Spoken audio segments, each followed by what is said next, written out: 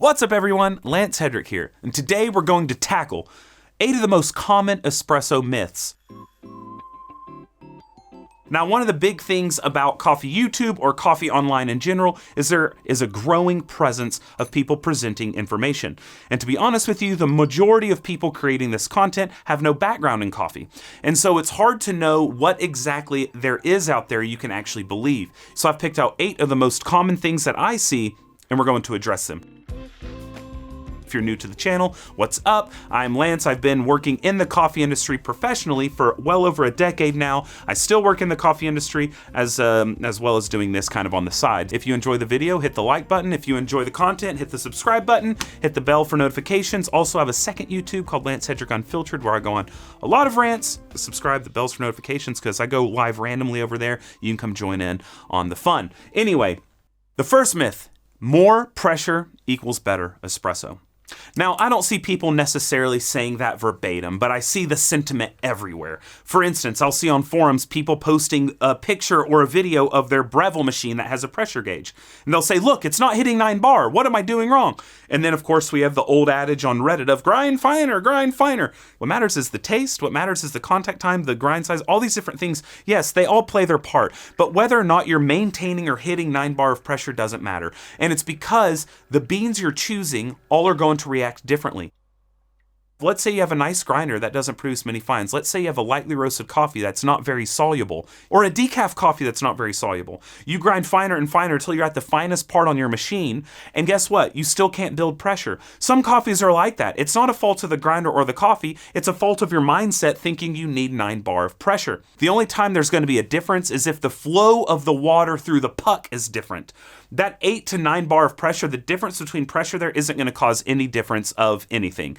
There's going to be a top limit through which the water can get through that puck.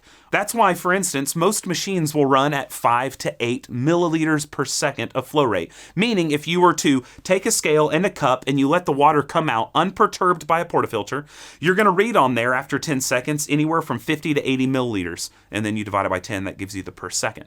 So there's a max 5 to 8 milliliters a second.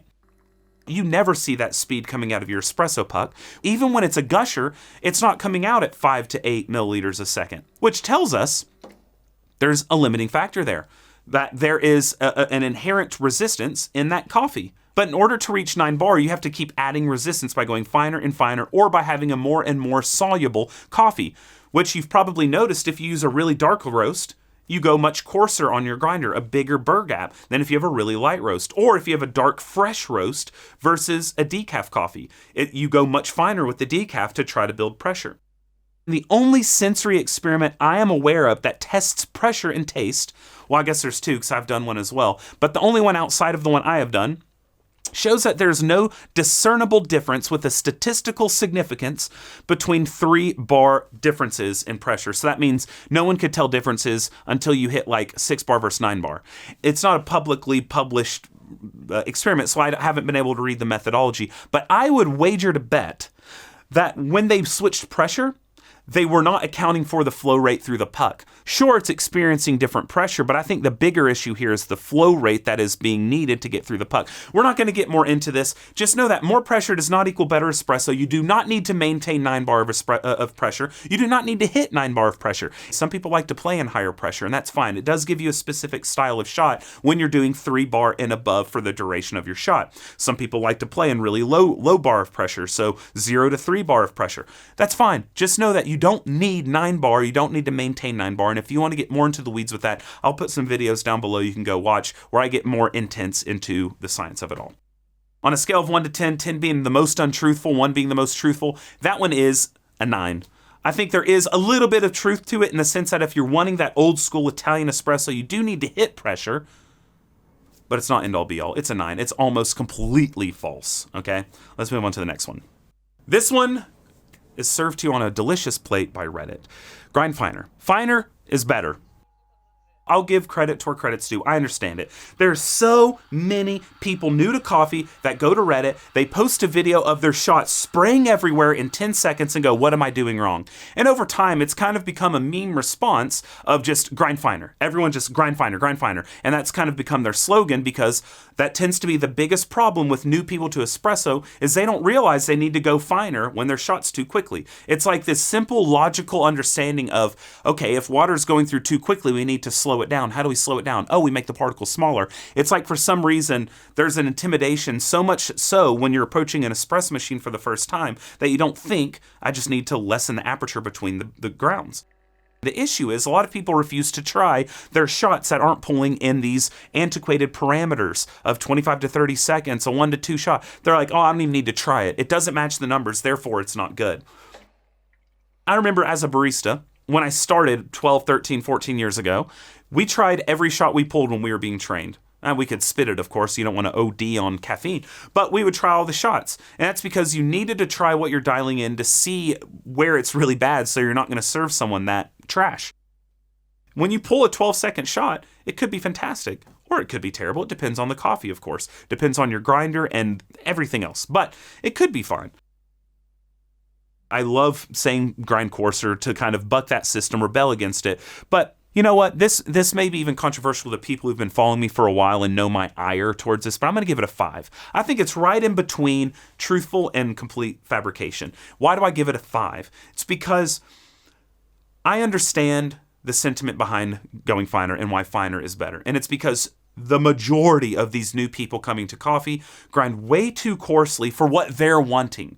Now, over time, they may evolve and they may find they prefer those faster shots, but at the beginning, they don't have a schema set up for this idea of fast shots, thinner body, or different body, I should say, with more intense acidity. So what they're doing is they're pulling something and it tastes like liquid and bitter and they don't like it and they don't know what to do. Grind finer is the answer for them to better coffee. If they're trying to get into that understanding of that thicker style, thicker crema, more, longer contact time type of bitterness, then yes, they need to go finer. And a lot of times, maybe that is the answer. Maybe someone is trying to make French press grounds work for espresso. You can't make fetch happen. So I'll give it a 5 there.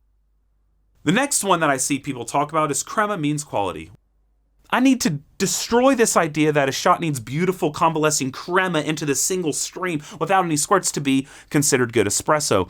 Andrea, one of the owners of Onyx, a company I work for in the US, was competing in a best espresso competition and served a coffee that tasted incredible. It was this really expensive, delicious geisha from Colombia. And what she did purposely is she took the espresso she pulled, and before serving them to the judges, she put it in a decanter, swirled it to aerate and to dissipate some of the crema because it's the most bitter part of the coffee, and then doled out the portions to serve. She got docked off because there was no visible crema. There was a hole in the crema. It was only around the edges, and she ended up not winning due to that. Crazy. Crema is not necessary. Crema is created from a darker roast that's more freshly ground off of the roast date. Give me a blade grinder. I can make you crema. I've made crema using a mortar and pestle with coffee on a DeLonghi $90 or $10 machine I restored. All right, I did that. Made crema with it. You don't need good coffee, good machine, anything for crema. Crema is the byproduct of roasting dark enough that a lot of CO2 is produced inside the bean. By the way, CO2 is bitter. Grinding it and brewing it freshly enough off roast that you are allowing the CO2 to maintain, and so that those surfactants are maintaining on top of the bubbles in order to create the crema. I get it. In case you didn't know, for the first 60 or 70 years of espresso, it was not a tiny beverage with crema. It was steam pressure based out of a big old machine that looked like R2-D2, and it was gross. It was thin, watery, liquidy, very bitter, and burnt because they were using steam pressure to go through the machine, through these portafilters, about 1.5 bar of pressure that was just steam blasting that with like 120, 150 milliliter output. It was a big old cup of coffee, like a mocha pot, but even grosser. This was a new thing in 1948 when Achille Gaggia created it. People thought it was kind of gross seeing this little foam on top. That's not coffee. That's not espresso. And so they marketed it as Café Crème. That's how they marketed those machines. And so that was a new thing for them. It's not new to us. It's 80 years in the making. We know what crema is. It's not necessarily some magical thing that you can't get otherwise. We can get it with a freaking stovetop 9 barista machine that doesn't have a pump inside at all. It's not that big of a deal, okay? If you're using a lighter roasted coffee, a decaf coffee has a lot less CO2 inside. If you have really rested coffee, it's not going to have as much CO2 inside. Pull lower espresso or lower shot. Or if you bloom your shot, it's going to have a ton less crema. If you go too fine with your grind size, it's going to have a lot less crema. If you go too coarse, so on this one, I'm going to give it an 8. And the reason it's an 8 is because I can understand it being a marker of something decent when you go to a cafe. If you know they're using dark roast, and you know that they're pulling espresso in traditional parameters and it doesn't have crema, then it can be a sign of something poor. But it's not always, it's not necessary. If they're a light roast shop, whatever it is, crema does not equal that. We're giving it an 8. It's almost completely false. You must have a 58 millimeter portafilter to make great coffee. Now, this is not something that people necessarily say. It's what the market tries to indoctrinate you with. I think it's about time I upgrade from my 54 millimeter home machine to a 58 millimeter. What the frick? Why are you thinking that's an upgrade? Because cafes use it? There's no rhyme or reason cafes use 58 millimeter portafilters other than the fact that that is a byproduct of history. In fact, at one point, they had an even bigger portafilter with 4 spouts on it for a faster workflow. But it was more difficult to build those. You need more pressure per surface area in order to brew with that. So it's a bit more difficult on the machine. It's just silly on workflow. So come on. There's no reason 58 is anything. Now, with our common doses nowadays, with these doses of, like 16 to 18 grams, you have a much thinner puck. You actually will get better coffee if you're using 15 to 18, even 20 grams of coffee if you have a smaller diameter, because you'll get a deeper puck at a given rate. This does not mean that anything is inherently better than 58 or vice versa. I do believe it means at a given dose, smaller diameters are definitely better. No question. And I think at a given dose, 58 could be better. If you're brewing 30 plus grams of coffee, I would not want to put that in a smaller diameter than 58. But if you're under 30 grams of coffee, I do think that you're likely to get a better shot with a smaller diameter portafilter. So if you have a 54 millimeter at home, you're good to go, baby. You have a 49, you have a 40, you're good to go. You have a flare or something, you're good to go. You're not going to get anything inherently better at a bigger one unless there's a capability it has, the machine, outside of having a bigger diameter that might help. Like maybe it gives you a bit easier workflow. Maybe it gives you more even distribution of water over the puck. Maybe you're going from a small automated machine that's like a DeLonghi stylus to a Flair 58 and you objectively find your coffee's better, where you're not relying on a weak little vibratory pump to pulse water over the bed and you're able to control the tapering off of the pressure, yada, yada, yada. Yes, that's not because it's 58 that it's better. It's because you have different things that are allowing you to control it. That is a 10. That is completely false. There's no reason ever anyone needs to work up to a 58 millimeter. There's nothing objectively better about it. And even if you say, well, I like thinner pucks for more clarity, which is, by the way, not true anywhere beyond some people's anecdotes, because there are also people on the other side of the aisle, more that I've read, saying they get better clarity out of deeper pucks. But regardless, even if you believe that, you can maintain that puck depth in a 49 millimeter, a 54 millimeter, a 55 millimeter, and it's objectively the same. If you don't see channeling, it's not happening. I don't think that word's ever been uttered. But people always say, look at this, no channels. Channeling, for all intents and purposes, is water not going through the bed evenly and potentially, I guess, overstimulating a certain area of the puck. Or multiple areas of the puck, where it's a weak point in the puck where water is rushing through quickly. And so sometimes that could come out as kind of a spray, a gusher, or something like that, coming out of the bottom of your basket. But also, it doesn't necessarily have to be a channel that's causing that issue. There could be a kind of a semi-blocked hole that is allowing a jet to come out and it's breaking the mold of your espresso coming through. Maybe that's happening, but it depends on the finish of your basket. It depends on whether or not you've cleaned that basket out, if there are partially blocked holes or anything like that. But in addition, that's not the only way channels are manifesting. You will never have a perfectly even extraction of espresso. You will always have some sort of channel or heterogeneity during the water flow through that puck. Sometimes you have more intense channels, sometimes less intense channels. Sometimes it's just a gradient of water going through at different times. But you'll never have a perfectly even extraction. And I don't care what your naked portafilter says. I don't care how many likes you get on Instagram or on your homebarista.com post or on your Reddit espresso post. I don't care how many likes it gets or how many reacts it gets. It's never going to be perfectly homogeneous. Now you may say, well, explain me this, Lance. It tastes the same every time. Cool. That's great. But guess what? You're drinking coffee that's such a high percentage of concentration and a high enough extraction with enough bitterness that of course you're not going to be able to tell the difference between closely extracted coffees. The darker roast, the fresher the roast, the more viscosity there's going to be, the harder it's going to be for anything to look ugly. So even if you have a channel, quote unquote, a little jet, a gusher, it could just be absorbed into the viscosity of that pull. So if you enjoy espresso at all, then you enjoy heterogeneity in your extraction. In fact, what we know for certain is the coarser you grind, the more even the flow of water through the puck. But guess what? If you go grind really coarse and you put it in your espresso machine, you'll have the messiest shot of all time. Does that mean it's channeling more? No, it doesn't. It just means that it's pressurizing and it's hitting the holes at different rates due to the clogging of the coffee grounds into those holes, and it's making it shoot out in random directions. That is a 9, because I do think there's a little bit that you can see that is helpful. Like, for instance, if one side is fully covered and the other doesn't cover until 10 seconds in, then you know there's something bad going on, like really bad channeling. It could be maybe you dosed and all of the coffee was just sitting on one side before you tamped it, or you tamped really unlevel. That could be sort of helpful. If you pull out your puck and you see holes, those are obvious channels. If you see holes in your puck, yeah, of course it was channeling, like big old dips. Just because you don't see channeling doesn't mean it's even. I promise you that it's never even. It's never even. Sorry to burst your bubble. We're fighting a losing game. Number 6. The more expensive the grinder, the better the espresso. Of course, this isn't necessarily true. Come on now. A better grinder will give you better espresso, but better is so subjective. It's relative to what you're wanting. There are $4,000 grinders out there that are going to suck for you right there.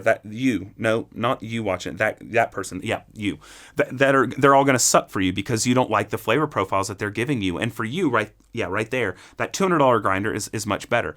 There are good expensive grinders and crappy expensive grinders, and there are good cheap grinders and crappy cheap grinders. So if you can, try grinders from other people. Try to find people online and communities where you vibe with their tastes. Like maybe you have the same favorite roaster in the same blend. Maybe if they're loving a certain grinder, maybe that works for you. A grinder, how is it doing anything different? It's just pulverizing the coffee. That's where you don't understand fracture dynamics in the slightest, and that's okay. It's kind of cute actually. But there are so many different things that are affecting it, and I promise even you could taste massive difference in grinders and burst sets in a blind taste test. This has been done a million times before. You can either believe me or not. It is up to you. But if you're working with your Compresso, it's $50 and you're not enjoying your espresso and think coffee's not for you, it's probably just the grinder being crap. And please, let's never use blade grinders. Thank you. Let's move on. This is a 10. That's the most false thing ever. Next is fresh beans are always best. This is something, and I understand and I applaud the effort. Like I was watching a video on YouTube and people were talking about, oh yeah, I'm really into coffee now. Yeah, I only drink my coffee 3 days off roast. That's just overboard. You do not need to have this roaster. I only buy from the roaster that's next door. I walk down every day and get a fresh roast. You don't need to do that. It's all going to age differently depending on the process, depending on the variety, and depending on the age of the coffee, the green itself, because the longer a green is aging, the more moisture is lost. And it's also going to be dictated by the roast profile. How it was roasted, how dark it was roasted. The darker something is roasted, the bigger the pores are on it, the more soluble it is, the more brittle it becomes. All of these things are going to affect how it ages. Now, what I find is with darker roasted coffees, I like it about 1 week to 2 weeks off roast. Now, if you go earlier than that, it can be good depending on how long it was rested at the roastery before being bagged. Sometimes roasters will keep them in like a garbage can. It's a clean one that's only dedicated to coffee. And they'll let it kind of degas for a day or for 8 hours or something before bagging it. That might be allowing you to enjoy it a bit sooner off roast. And sometimes it could be up to like 5 days off roast. But sooner than that, you will get a noticeable harshness and astringency and like a carbony taste. It tastes more roasty. I always say roasty when it's a fresh CO2 style taste. But with darker roasted coffees like the Saka Crema Bar, I particularly love. I don't like it before about a week off roast. Sometimes a week can even be too fresh with that one. Granted, it's not super dark. It's pretty dark, but it's not sweating when I get it. Like meaning there's no oils that are visible on the bean. Some of you though buy them dark enough to where it looks like freaking cooked black beans in your bag, where it's like you take it out and it's dripping with oils. That I can't even really speak much to because I refuse to put that in my grinders. Not because I'm elitist, but because I like my grinders. I don't want to have to clean them after every grind. If we go to that medium area, anywhere from 10 days to about 3 weeks off roast. If you're going to the light roast area, I would say anywhere from 2.5 to about 4 weeks. And then if you're going with the ultralight, I would say anywhere from, it depends on the roaster, but it could be anywhere from 3 weeks up to 12 weeks. I usually wait 3 to 6 weeks max, but there have been instances where coffees taste better up to 12 weeks. The lighter you go, the longer it tends to need resting, though there are people who say if you roast it right, you can go light and open it earlier. It really depends on the style of roaster you're using, the style of heat application, how efficient the energy transfer is, etc. But anyway, fresh does not equal best. I'll give this one, I'm going to give this another 9. because there is a kernel of truth that you don't want a year off roast, of course. But if we're saying the fresher is the best, no, it's not necessarily true. And finally, higher extraction is better coffee. When the coffee science really started to take off, it wasn't really by coffee scientists, it was by coffee enthusiasts, coffee professionals, and they were thinking, well, coffee's really good. Our equipment and our roast levels in our coffees have limited us to lower extractions for a long time. And so now we have these EK43s with 98 millimeter burrs. And so this whole thing came out where people were saying, the best way to dial in your coffee is to push your extraction as much as possible until astringency comes in. That's where it tastes the best. And I'll be honest, I fell for this as well. For a couple of years there, I was pushing extraction using no bypass brewers like the Tricklet, like the Pulsar, like all these different things, trying to improve extraction as much as possible. I was going really finely ground coffee on a lot of my things. In any extraction range, you can find something you can enjoy ostensibly, right? And because there's only a certain amount of coffee you can extract from coffee, I was pushing it to the limits. You know, it's a fun thing to see what the limits can be, but in all reality, it was never that good. And so when I look back on it, I'm like, man, that was some wasted years of having great coffee that I wasn't enjoying because I was brewing it horribly. So I have found that I enjoy coffees mostly at that 18 to 19% extraction yield. I like it around 1.2 to 1.3% TDS, which just means the concentration of the beverage that's actually coffee and filter. As I settle into where I am now, which is a much lower extraction, found that I loved it. I then see some data that confirmation bias actually aligns with what I've been enjoying, which is fantastic. There was a paper that came out that showed where volatile organic compounds come out during extraction. And in that paper, it shows that during extraction, the concentrations of these compounds vary, obviously. When you have a lower extraction around 18%, at that percentage, volatile organic compounds that contribute largely to the pleasant acidity and sweetness in coffee and the aromatics are highly concentrated, because that means they've extracted a lot during that period, more than other compounds in the coffee have extracted. So their concentration relative to what's been extracted is high. And as you go up to 20%, the concentration dips, and the concentration of more bitter compounds, skunky compounds, gross compounds, and all these volatile organic compounds directly contribute to taste, but those grow in concentration for the most part. Now that's, I can link the paper below. I've talked about it in other videos, but that's the bulk of it, is around that 18 to 19%. You're objectively, at least in this study with the coffees they tested, you're getting the highest concentration of the volatile organic compounds, which are the things that directly contribute to taste, that taste or that give you the best experience, at least for my palate, which is more fruity acidity, more beautiful aromatics, more florality, less bitterness, right? Less harshness, less skunkiness, because these things are all in coffee. I actually had the privilege of getting to smell the volatile organic compounds in their pure state, each chemical that was separated when I was out at Zurich at the university there, where they have a Center for Applied Sciences in Coffee, and I was able to smell the 12 majorly contributing compounds to coffee. For instance, one of them is the exact chemical they add to cotton candy to make it smell that sweet smell like cotton candy. I've taught many times that there's not enough sugar in coffee for us to taste the sugar. So what's the sweetness coming from? It's coming from the aroma. And largely it's that aroma that is put into cotton candy. That sweet confectionery smell, that same chemical is what is causing sweetness, or one of the things causing sweetness, or the perception of sweetness in coffee. I got to go through and smell these, and there are compounds in all coffees that smell awful. I do believe probably that those concentrations are mirrored, just at different percentages. So there are coffees where maybe that 18 or 19% with the test coffees is really 20 to 21% with certain coffees. At some point, the higher you push extraction, the more bitterness will be the main concentration, the more muted aromas you have, because it's taking the good stuff that you enjoy or being muted by the stuff you don't enjoy. Again, it's not a complete lie, I guess, but it'd be a 7 or an 8 on the BSO-meter, because yes, if you're brewing 10% extraction or 11% extraction, you do need more extraction in order for it to taste really good, because you're not getting anything great at that low of extraction. So there is a kernel of truth to it that might be a little bit bigger than some of these others, but for the most part, it's a big bunch of stinky horse poop. Thankfully, there are people who are crazy enough to work with a crazy coffee person like me. I am able to collaborate with multiple scientists, and I can tell you, most of the stuff you see online is not backed by anything other than anecdote, even sometimes from the scientists themselves. So don't just believe everything you see. You need to ensure that you have properly backed understandings, or if it works for you, that's also great. But the fact of the matter is, a lot of these have duped you all, and you think it should work, and you keep trying to get these lies to work because you've seen a certain subreddit say it's true, and now you're not getting good coffee like any day, and it's frustrating. You want to throw away all of your coffee equipment and just go to an espresso. Don't do that. That's it for our 8 myths. I hope we busted them very well. I hope that you enjoyed the video. If you did, consider hitting the like and the subscribe if you're not already subscribed. And check out my Patreon, my second YouTube account, all that good stuff. Thank you so much for watching. The most important thing from this video and from every video, though, is regardless of how you brew, regardless of grinding finer, grinding coarser, grinding fresh beans, grinding old beans, grinding whatever it is, a $4,000 grinder, a $200 grinder, $20 grinder, a blade grinder, whatever it is, I hope that you brew something tasty today. And cheers.